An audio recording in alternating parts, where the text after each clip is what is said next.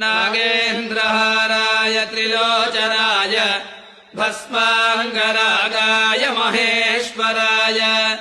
नित्याय शुद्धाय दिगम्बराय तस्मै नकाराय नमः शिवाय मन्दाकिनी सलिलचन्दनचर्चिताय नन्दीश्वर प्रमथनाथ महेश्वराय मन्दारमुख्य बहुपुष्पसुपूजिताय तस्मै मकारमहिताय नमः शिवाय शिवाय गौरीवदनाब्जवृन्द सूर्याय दक्षाध्वरनाशकाय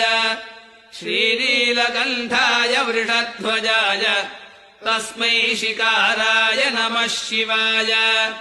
वसिष्ठकुम्भोद्भवगौतमार्य मुनीन्द्रदेवार्चितशेखराय चन्द्रार्कवैश्वानरलोचनाय तस्मै वकाराय नमः शिवाय यक्षस्वरूपाय जटाधराय पिनाकहस्ताय सनातनाय दिव्याय देवा